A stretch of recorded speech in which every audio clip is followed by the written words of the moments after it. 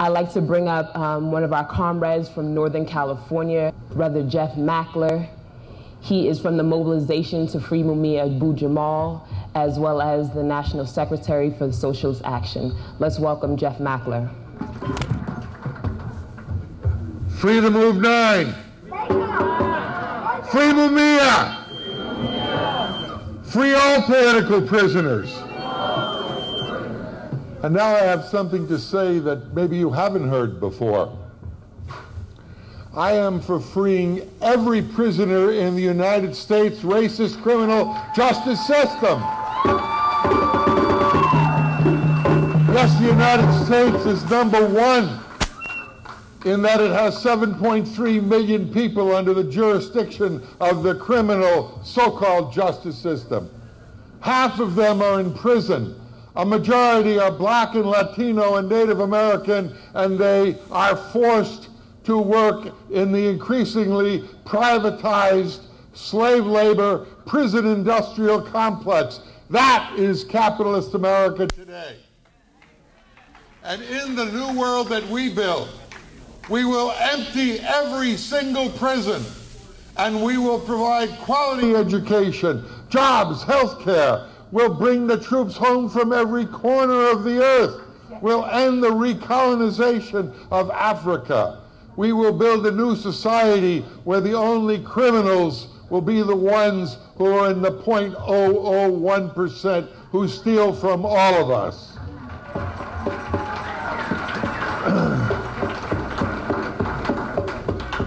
When we saw police in Ferguson dressed with Iraqi uniforms and Iraq weapons of mass destruction and driving tank-like vehicles, someone said, you see, it's the militarization of the police. What was the bombing of Powellton Village with a 500-pound bomb that wiped out a whole city block? Was that the militarization of the police? Is there something new in America happening today? Is this just a new form of racism, or hasn't police brutality, mass incarceration been the rule in this country for as long as most of us have been alive? Yes or no? When I first got involved in the struggle to free Mumia Abu Jamal, I'm from California, we pledged that we would not rest until Mumia was free. And we stand by that pledge today, along with all political prisoners and the Move 9, and the only way to do that is to understand that the system that investigates 700,000 Muslims, that has deported 2 million Latinos, that is conducting 7 wars openly, simultaneously, not to mention sanctioned wars, troops on the ground, privatized death squad wars, this racist system that is destroying the air we breathe, the water we drink, and the environment itself. The way we will bring those prisoners home and those troops home and establish the kind of free, democratic, egalitarian society is to work together, to collaborate, as everybody in this room has been doing for a lifetime, to fight for a new society.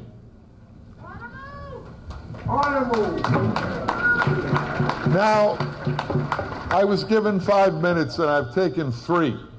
And my friend was given 3, he will take 2, because there are many other speakers. My friend is Stanislas Christian Mounier, and he's from 6,000 miles away in Paris, France. I want you to welcome him.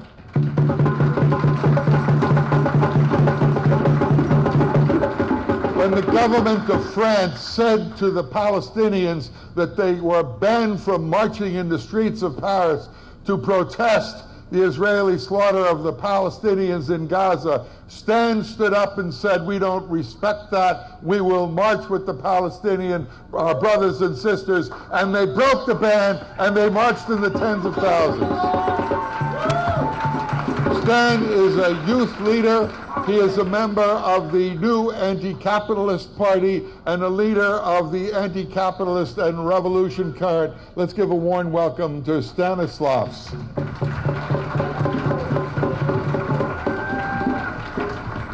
Thank you very much, my brothers and sisters, for welcoming me. So I guess I don't have much to say except thank you. So why? Because racism doesn't only happen in America, as you probably know. I came from one of these countries who's now one of the top chief exploiters of Africa, and basically pillaging all the natural resources of Africa, but at the same time, when undocumented immigrants from West Africa try to make it to Europe in order to have a decent life, we prevent them from coming, and this results in thousands and thousands and countless deaths at the borders of Europe. And when undocumented immigrants finally make it to France, I've been involved in working with undocumented workers and youth. They have no rights. They're considered an underclass, and they are overexploited in France. And we have been having these problems for many years. But when we saw what happened in Ferguson, when we saw all these youth, African American and otherwise, standing up to one of the most racist, one of the most unjust and violent ruling classes and system in the world, this gives us momentum to fight. When we see the fight you're waging for the move, when we see the fight you're waging for Mumia, this is simply giving us inspiration. When we had a case of police brutality, one young man was murdered by the cops in November, most of the protesters, they were having signs and say, Ferguson is everywhere. So thank you very much, my brothers and sisters. We'll keep on the fight together, and thank you so much for inspiring us all.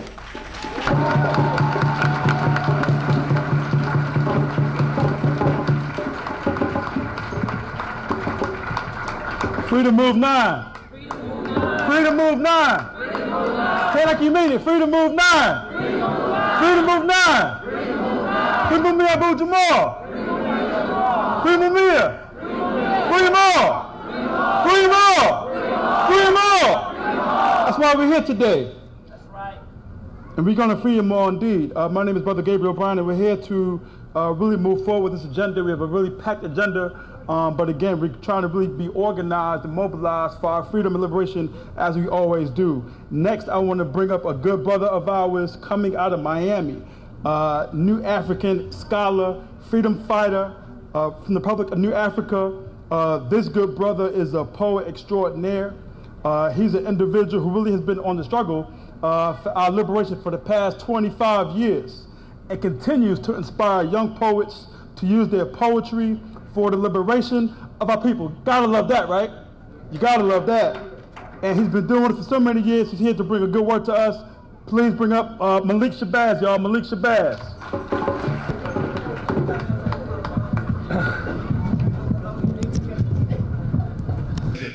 Now the government wants to shut me down despite the First Amendment. The law? Fuck it. I'll break it or bend it. Because I refuse to be abused by this criminal system with imperialistic domination who got the masses straight suffering from cerebral fornication. From all the lies and misinformation causing massive brain inflammation. But I must maintain my concentration during my deep philosophical meditations as I ponder on my trials and tribulations so I can start this provocation and indict this criminal nation. Black America, why the celebration ruin your reputation standing with this Caucasian? Waving the red, white, and blue after all the shit that you done been through? You've been denied, despised, criminalized, psychologically hypnotized. Your history has been revised so that you can't feel alive. They have prayed for your demise, but yet you strive to stay alive. But the United States of America won't let you be all you can be unless you join their army.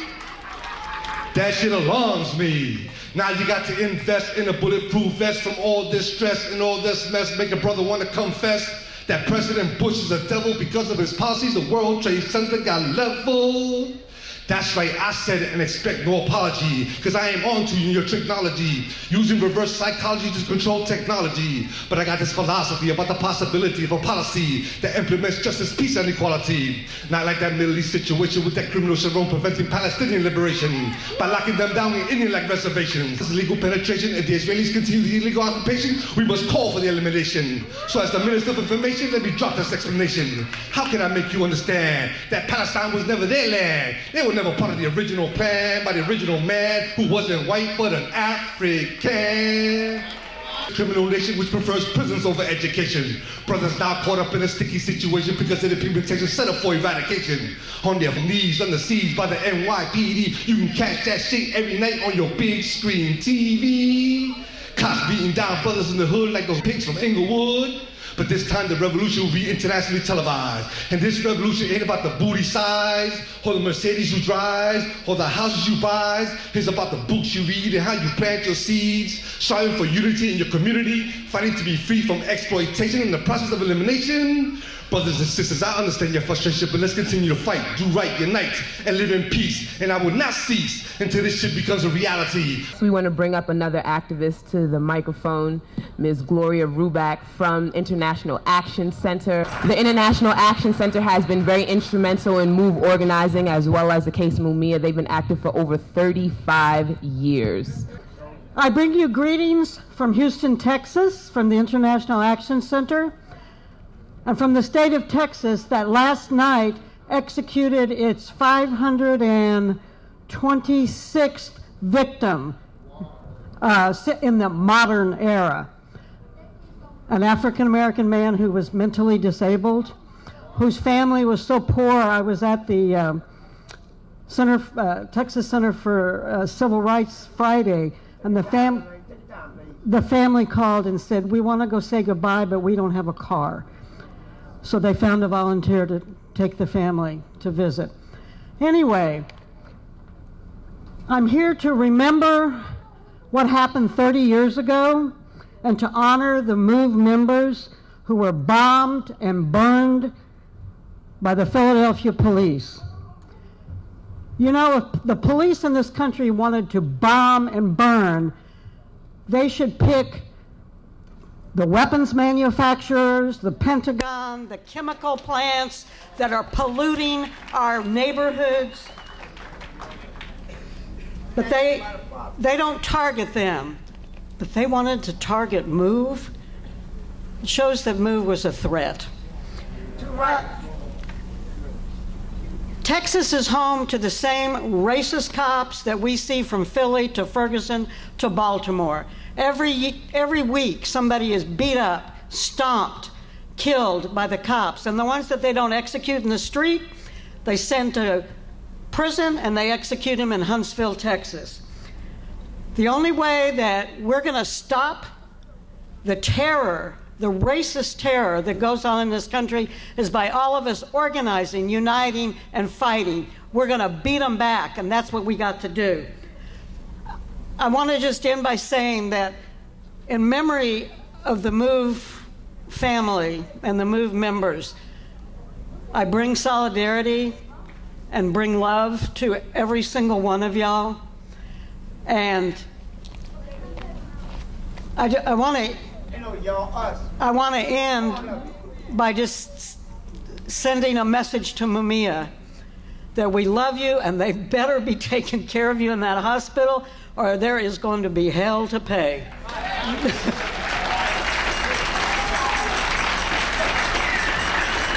So whether it's death row on the streets or death rows in the execution chambers, we have a chant that we do in Texas that I'll end with. And it says, when I say Texas says death row, I want y'all to say, we say hell no, okay?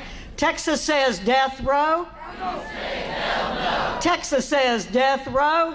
We say hell no. Texas says death row. We say hell no. Death row? Hell no. Death row? Hell no. Free the MOVE Mind, free Mumia, free Leonard Peltier, and all the political prisoners.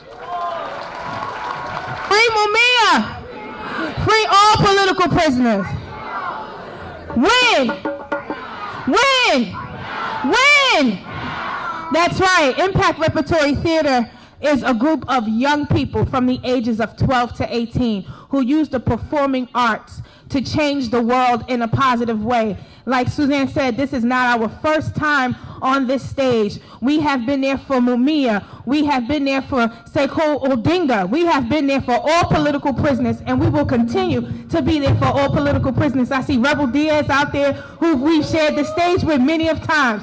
And like she said, Impact can say it better than I can. The I stands for inspiration. M, Motivation. P, Preparation. A, Activism. C, Commitment. T. Teamwork. And we have something that we live by called the Credo. And our Credo is, we are youth activists who view creative arts and leadership training as a way to develop ourselves and change the world in a positive way. We believe that we must be the message that we bring through hard work, focus, discipline, unity, and the principles of SOS. Safe space, outstanding effort, and service to our family, friends, and community. And that's what Impact is all about.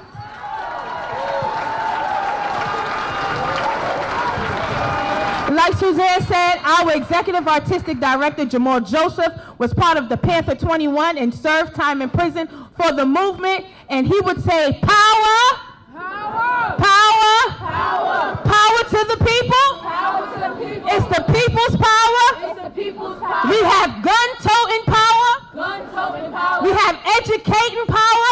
Educating power. We have liberating power. Liberating power. And now we have the power of the internet. So all the intricate stupidities of those fascist pigs, we will now get them and put them on the internet, on TV, so they can stop killing our black and brown boys and girls and go to prison for everything wrong that they do. So right now, Impact is going to tell you how they feel about politics.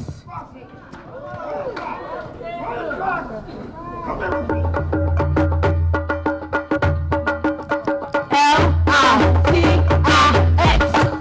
I know you're looking for a job right now. You're living in a past speed right now.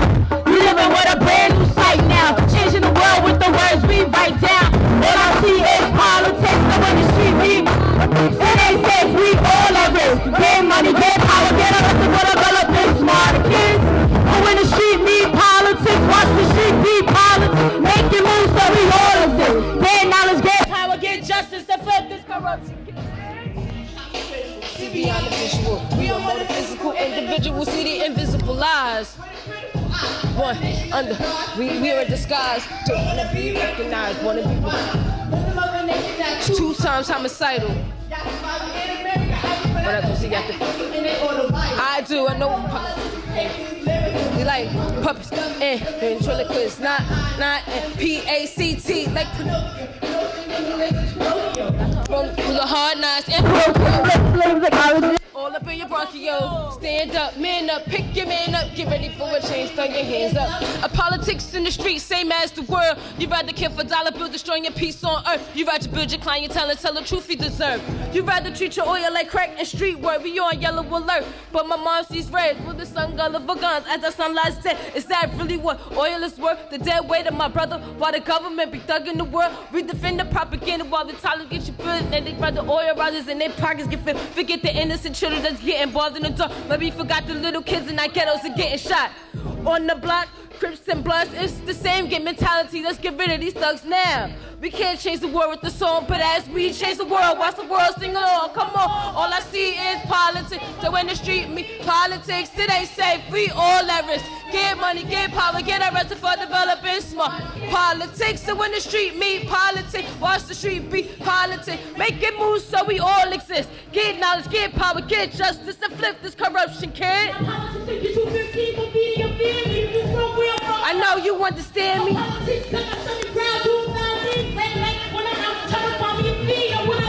Asking for handouts. Stashing my man's house.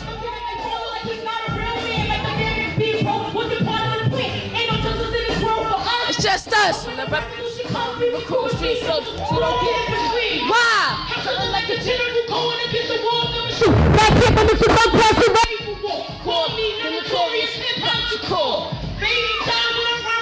With all eyes on me every time that and yo, I never leave the government alone, not true, until we all wear a hoodie that are bulletproof. The people sit in my pocket down, dreaming of those, creating nightmares till they dreams accomplish. Multiply our lives in the focus.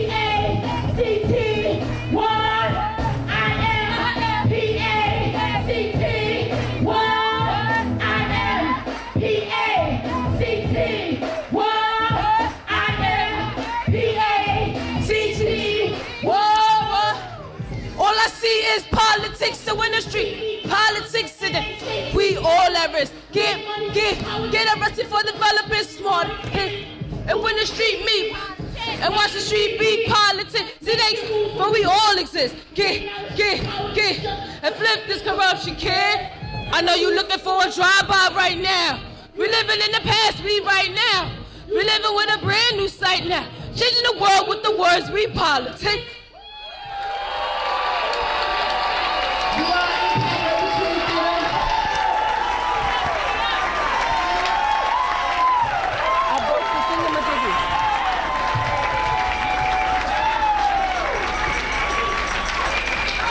Give it up for impact.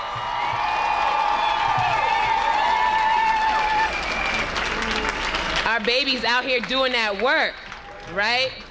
Plant the seeds, water them, and they will grow. Thank you for speaking truth to power. I know there are a lot of people that witnessed what happened that day who aren't as comfortable being honest about their experience and being honest about the tragedy that took place 30 years ago. So we truly appreciate you, Connie. And we truly appreciate your husband for being that honest and telling the truth about what happened. Next, I'd like to bring up one of my favorite people in this city, the Reverend Dr. Renee Mackenzie, who is the chaplain at Church of the Advocate. Let's give her a round of applause. She's one of my favorite people because she's a great example of being about God's work, but also being about the work of the people. And she knows and understands that there's no separation between the two.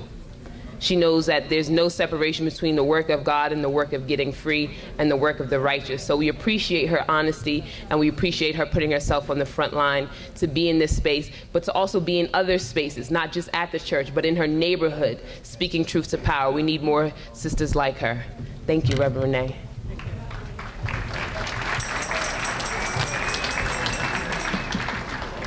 There can be no question about whose shoulders I stand upon as I came to the Church of the Advocate. And clearly that was Paul Washington. And I embrace that, Paul Washington. So if you have no idea what Paul's involvement in this was, Paul was an early supporter of Move after the bombing and even before. Because once he heard the message of John Africa, once he understood it, he recognized that this was a faith issue. If you can't tell the truth as a matter of faith, I'm not sure what religion is about. If it's not central to lifting up what is broken down, if it's not holding up those who are oppressed, if it's not fighting for the marginalized, then faith and religion has no value. Paul Washington understood that. And so Paul, once he heard the message, he said, you know that this is a justice issue. And so that's how he embraced it. He became a part of that family. And last night I read his chapter in his autobiography that spoke about that. And so here I'm standing today because I'm saying the justice issue hasn't gone away. But what has yet to develop are a system, a group of churches and synagogues and temples who are religiously and who are absolutely committed to changing the system, to speaking out against what is wrong, to upholding what is right. And so I'm here, and Move know that I am a firm supporter, because I believe that right is right and wrong is wrong, and something wrong tremendously was done 30 years ago. And we have yet to make it right. And that simply means that the battle is not over. It means that if we have not turned our backs. It doesn't mean that it's time to sit down and be quiet, but it does mean it's time for us to lift our voices and proclaim again and again and again and again that we will not be silenced, we will not be killed, we will not be marginalized. And so the Church of the Advocate is present, as always, as always.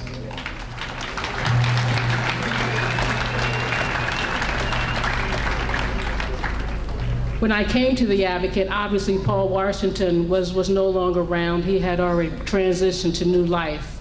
But his son, Kima Washington, was there. And so one of the first things Kima did was take me to the side. He said, you know, my father was a strong supporter of Mumia, and he was a strong supporter of Move. And people are going to want to know where you stand. So I was recruited into the movement.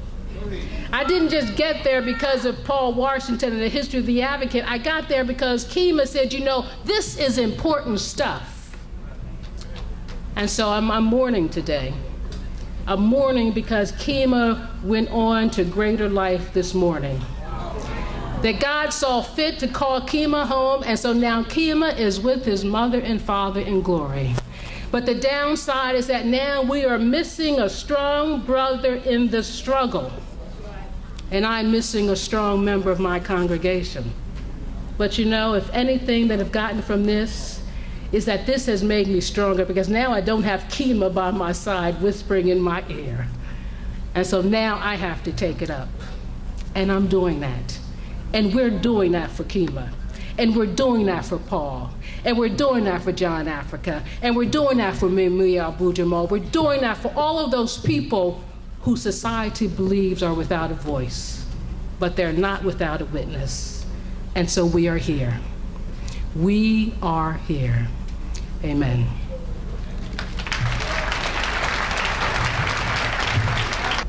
And continuing in that same tradition, we're going to bring up actually Linda Holtzman and Rebecca Alpert, also part of the faith-based tradition as well. Please bring up, please. Linda Holtzman and Rebecca Alpert. Thank you. To tell you who we are, we're both rabbis, we're active in the Jewish community, and we care so much about honoring the memories of those who were killed in the Move tragedy, and about moving forward with the power that moves us to continue to act for justice in their name. I remember living in Philadelphia at the time of the murder and being stunned that we could bomb our own people with impunity, that we could kill our own people and let it take place without rioting in opposition, without standing up and demanding that those who were responsible would truly be held accountable. Now, 30 years later, as we see the treatment of black men who are still killed without accountability for their killers, we know that as a society, we have not yet learned enough. Finally, now, maybe we can begin, since it's clear looking around here just how strong this movement is, that it has not only not weakened in the past 30 years, it's strengthened, it's grown, it's made more powerful. Because now, together, whatever the color of our skin, whatever our religious tradition, wherever we come from, we're ready to stand up and make the statement that Black lives matter, really matter. Isn't it extraordinary that someone needs to say that people need to say that? How do we not know that deep in our hearts completely, fully? How do we not know that? But if we say it enough, and we keep saying it enough, we will learn that all lives matter, that Black lives matter, that no one can be killed without accountability for the whole system. Today we honor the memories of those who were killed, and we vow that we will never forget that their lives matter. Thank you, everyone. I'm glad to be here with other people of faith to salute and to commemorate those who died 30 years ago in this brutal, inexcusable bombing of the Move organization and family to take these lives from us. They remind us that these lives still bear witness to us, by the way we remember them. Their spirits are with us, just as those that this government is trying to blow away on the streets of this country today. They revive us. I'm one of those people that have had the Move family speak in my classes at the theological institution, Princeton Seminary, where I teach. And I'm impressed that they are teachers to us about spirit and about life, and why spirit really thrives at the heart of political principle. I have always seen the people of Move as teachers in this regard. There's a tendency among some of the established religious traditions, especially those that are silenced on issues of politics. There's a tendency to see the Move organization as somehow over the top, a kind of problem child. The reality is they are witnesses of an adult faith that knows that spirit lives at the heart of a political principle that will take on this system of death. That's crucial, I believe. As a Jesus follower, I want to leave with a brief word about what I think is central to being a Jesus follower, which unfortunately is not sufficiently lifted up in our churches, but which I think, if it were, would mean that we would work much more alongside our Jewish brothers and sisters, our Muslim brothers and sisters, indigenous spirits, and secular sisters and brothers of conscience. And the point I want to make is to remind us that that cross, that crucifixion, to which Jesus of Nazareth as a Palestinian Jew was put, was a special kind of death that was reserved for the political rebel. It wasn't a death, just a normal execution. It wasn't to be put aside by means of an assassination. It was to be lifted up and made an example of politically. It was a public service announcement that said, in effect, if you act up and act outside the ways of imperial formation and imperial religion, this is what could happen to you. Jesus lived a life that ran afoul of that kind of political power. It's the job of followers of Jesus to join with those of all faith and people of no faith who know that life and spirit is found by standing up to imperial power. I support the people of Move. I revere those lost on May 13, 1985, and may they nurture us all to stand firm, to find life and spirit where we most need it. Thank you, everyone. I want to bring up somebody who is dear to us in this movement. Will Churchill. All right? Will Churchill is an activist and scholar. Y'all know he is. A long-time leader in the American Indian Movement of Colorado and a member of the Rainbow Coalition of Elders. He's published more than 20 books on American Indian history and the suppression of political dissent in the U.S. Shio Osiju. Hello, my relatives. It's good to see this number out. It's good to see this number of people who actually remember, who take that memory seriously. I could say free, and I will say free. I'll begin with free them all, but I'll explain what I mean in more detail. I am not Lenape, so I cannot welcome you to this specific part of the land that we are on. But I can bring you greetings. I bring you greetings from Gwarthy Loss, otherwise known as Leonard Peltier, who tonight, as I speak to you, continues to sit in a federal cage as a symbol of the arbitrary ability of the federal government of the United States to repress the legitimate aspirations of liberation of indigenous peoples within its claimed boundaries. That's a struggle that's comprehensible, but it's a struggle that is consonant, that overlaps, is essentially the same as the struggle that we're here to commemorate. Because it was a struggle. There was an action of a repression, but it was repression of struggle for liberation against a common enemy, a common system, a common set of values. What happened in Philadelphia 30 years ago. There's a term that describes it. It is Holocaust. Holocaust, to be consumed by fire. Holocaust has taken on connotation of genocide, and properly so. But what happened in Philadelphia 30 years ago was not unique. This explains part of the commonality that I'm talking about. 1637, town of Mystic, in what's now known as Connecticut, the so-called Puritan fathers that set this monstrosity of a system, a Holocaustal system, in motion.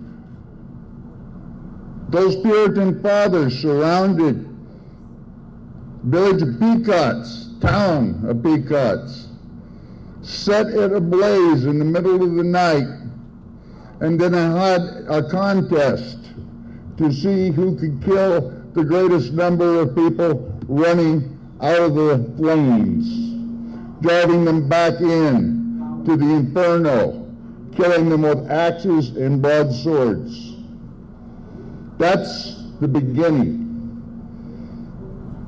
of this thing called the United States, or I heard it referred to a little earlier as the United Snakes. Well, speaking in behalf of the snakes, you know, it's kind of an insult to the snakes. Yes.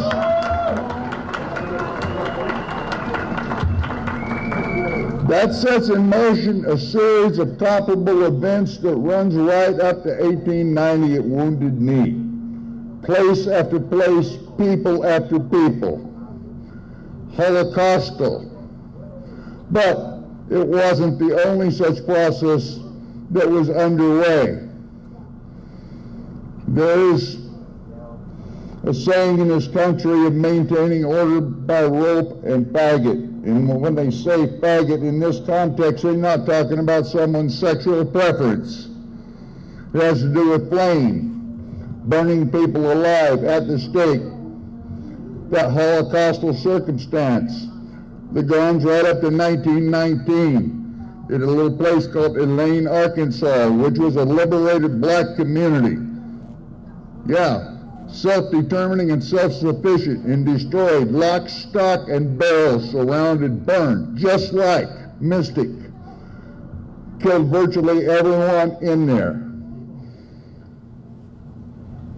Red people, black people. But lest white people start to feel smug like somehow they're exempt, because the perpetrators in both these instances were self-identified as white, and that is not a matter of melanin, it is a state of mind. You've got to subscribe to it. You've got to believe in a certain way to be signifying as white and capable of perpetrating these actions. But lest those who would identify in that fashion feel smug, you might ask a Branch Davidian whether or not it cannot happen to you. I got a chance. I was very fortunate in this regard. I actually got to sit across a table at dinner from Janet Reno and ask if she'd changed her views on how to deal with the question of child abuse, because that was the pretext for surrounding the Davidian compound. And pumping in CS, well, they call it gas, it's not, it's a talcum powder-like substance that's highly flammable, which they followed up with flashbang grenades, setting off the fire that killed the children, 6-month-old babies, right along with the adults who were resisting. But that's a double Holocaust in that sense. Okay, first they're being burned, the mucous membranes, by the gas, the talcum, chemically burned, and then literally burned alive. Well, they weren't being abused anymore, if ever, in fact, they were. We have these things in common, and we have them in common over a protracted history, a Holocaustal system maintained in place by perpetration of events of the sort that happened here 30 years ago, that happened in Waco after that had happened at Wounded Knee, that's happened place after place after place. It's a slow motion genocide that is perpetrated against the oppressed, the people of color, and so on in this country, punctuated by these events to send messages about the cost-prohibitive nature of struggling for liberation. Well, understand the slow motion genocide is genocide nonetheless, and failure to struggle, failure to achieve liberation simply perpetuates that holocaustal circumstance. We hand a genocidal reality onto our children, and they deserve better. We have an obligation to do what is necessary, whatever is necessary, by whatever means are necessary, collectively, in the commonality of our oppression, to achieve a commonality of liberation. I heard it mentioned a while ago, and I can make reference to the use of white phosphorus munitions in Palestine as being Holocaust. I could make mention of the use of napalm by the United States in Southeast Asia as being Holocaust. See, this is signature characteristic. But I have understood through most of my adulthood that the liberation of Palestine played to the liberation of all people, that we express solidarity not as an act of charity, but as a concrete step towards manifesting our own liberation here, because taking a colony anywhere away from the colonizer weakens the system of our mutual common oppression.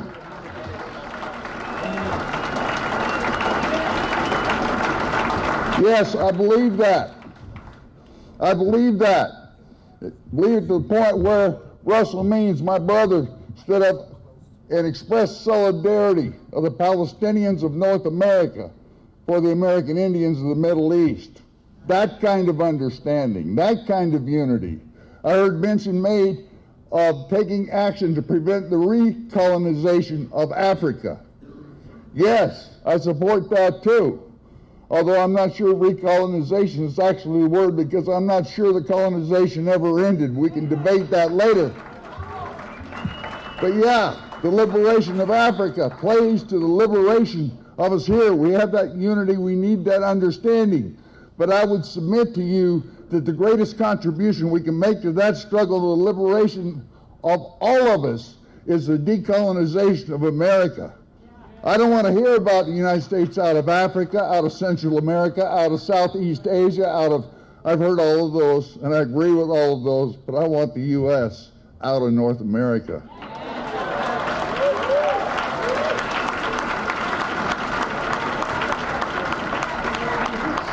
So with that, Mtakweopi, as Lakota people would say, all my relations, all of you are my relatives, my relations, but the land and the winged and those that crawl and those that swim and the land itself, those are all relations as well. We understand this, the nature of our survival, our continuation, our liberation is bound up in that consciousness, that understanding. We owe it to one another. We owe it to our children, our children's children, 7 generations into the future. Free them all. One of the people in the world who refused to accept the state's narrative about Move, who diligently traveled to the Move House in the 1970s to hear the story about Move, what they believed in, and why they were protesting against the police, why they were vegetarians, why they believed in life. Who was John Africa? The person, the only journalist in Philadelphia who was willing to tell the story from the perspective of the oppressed was Mumia Abu-Jamal. And if Mumia Abu-Jamal is in prison today, is because he refused to accept what the state said about Move. I want to start by quoting from one of Mumia's commentaries on the first anniversary of the Move bombing. And I think that this quote is potent and powerful and instructive for us today. People mark time by events held in common and shared moments of joy and sorrow. Cities, although artificial, non-organic bodies, mark time similarly. Paris is known today as the City of Light, but the dark shadow of the Nazi occupation is still within the memory of the living. Yes, cities hold memories, locked in the minds and souls of its inhabitants. Paris had its occupation, Beirut, its Sabra and Shatila, and Philadelphia, its Move bombing. What Mumia would say if he were here today is that until the city of Philadelphia comes to term with the crime against humanity it perpetrated against the citizens of the city and against Move on May 13th, 1985, no one in this city will be free.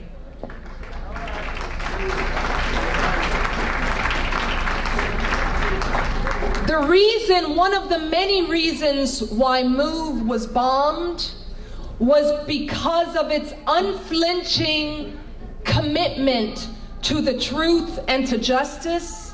But if we take a step back, we will learn that the attack on the Move house, the bombing of the Move people, was part of a violent, vicious counter-revolution here in Philadelphia, but across the country and across the world against the fierce movement for justice, democracy, and equality of the 1960s. A movement that brought this nation to its knees, a movement in which people of Vietnam, who were called raggedy-ass little third-rate people by President Johnson, brought this nation to its knees. And in order for the ruling class to reassert control and power and hegemony, it had to deploy violence. It did so in the city of Philadelphia against the Move people. It did so by militarizing our police. It did so by deploying wars abroad in Latin America and the Middle East. And the crisis in Beirut that happened at the same time that the Move people were being bombed were part of a global strategy by the ruling class to assert power. But we have something to say to that ruling class that has deployed violence, a violence that is creating political death for it. Your days are numbered, and we are seeing that in Baltimore, we are seeing that in Ferguson, we are seeing that in Palestine, and we are seeing it all over the world. But we're seeing it right here in Philadelphia. You know what? In Philadelphia, the bombing of the Move people was about pushing back the heart and spirit and soul of working class people in this city. When we march today in the streets of the city, people who are sheepish, who've been under the boot of the police, people of color came out of their homes and they raised their fists in solidarity with Move, in solidarity with the people of Baltimore, in solidarity with the people of Ferguson and all oppressed people of the world. I think it is poetic justice that it is Move and its unflinching struggle for equality and for truth to be told about the story that has brought people out in this city on this day. It's a glorious day. I think we have to commend the organizers of this event and of that important march. for essentially giving people courage to step out of their homes and say, no more. We are not going to stand in silence while people are killed in this city and across this country anymore. I'm here really to talk about Mumia. As you probably have heard, Mumia was hospitalized last night.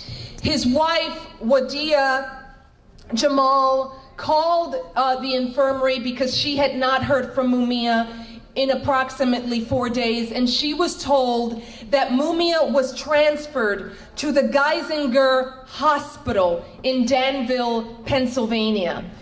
It is reported that Mumia has really bad fever, that he has open sores in his legs, and that he is in bad shape.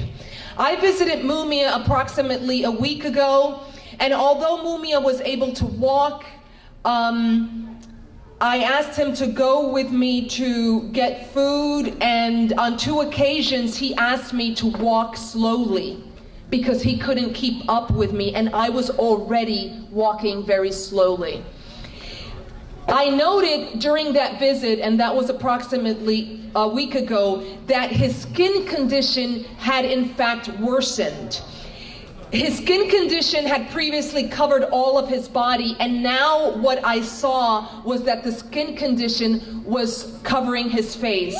I visited Mumia for approximately 4 hours, and he trembled for the duration of that visit. For 4 hours, Mumia was trembling. What this means is that there is a systemic crisis happening in Mumia's body. And the doctors in the infirmary and the doctors at the hospitals to which he has been transferred have not been able to determine what is wrong with Mumia Abu Jamal. However, we have a dream team of doctors, both nationally and internationally, that are at the ready to save Mumia's life, to diagnose his problem, and to make sure that he lives. What we are asking is for Mumia to be allowed to be seen by an independent team of doctors that are willing, ready, and able to essentially live up to their creed that they will not let a human being die for political expediency, which is what is happening now with the doctors who are treating him at the infirmary.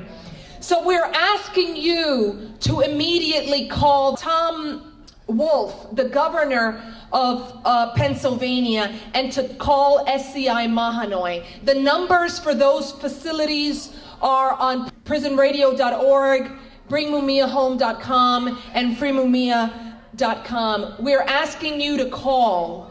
And I think it's high time for us to say that we need to bring Mumia home, because he is not going to get the medical care he needs in a system and in a prison that essentially has tried to kill him.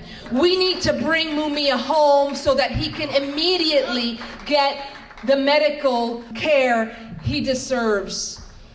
Again, I think we need to leave from this hall tonight encouraged, because 3 years ago, the outpouring of support for Move and the willingness of ordinary people to tell the story of Move was not as great as it is today.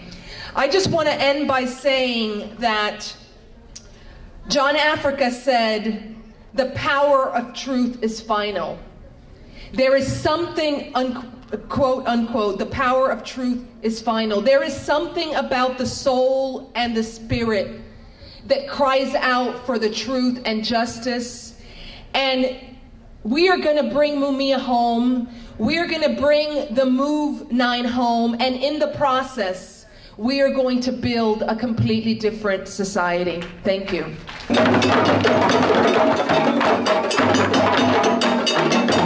Thank you.